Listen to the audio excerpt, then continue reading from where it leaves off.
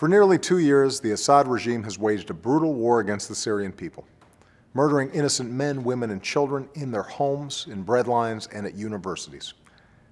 In the face of this barbarism, the United States has joined with nations around the world in calling for an end to the Assad regime and a transition that leads to a peaceful, inclusive, and democratic Syria, where the rights of all Syrians are protected.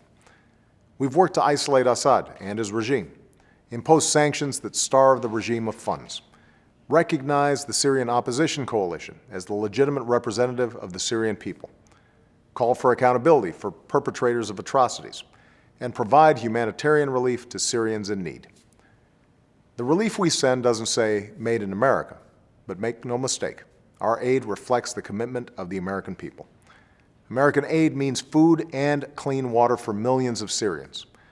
American aid means medicine and treatment for hundreds of thousands of patients in Damascus, Daraa, and Homs. It means immunizations for 1 million Syrian children. American aid means winter supplies for more than 500,000 people in Aleppo, Homs, and Deir Zur. And we're working with allies and partners so that this aid reaches those in need. Today, we're taking another step. I've approved an additional $155 million in humanitarian aid for people in Syria and refugees fleeing the violence. Here, I want to speak directly to the people of Syria. This new aid will mean more warm clothing for children and medicine for the elderly, flour and wheat for your families, and blankets, boots, and stoves for those huddled in damaged buildings. It will mean health care for victims of sexual violence and field hospitals for the wounded. Even as we work to end the violence against you, this aid will help address some of the immediate needs you face each day. This new commitment will bring America's total humanitarian aid to Syria to $365 million, making us the largest single donor of humanitarian assistance to the Syrian people.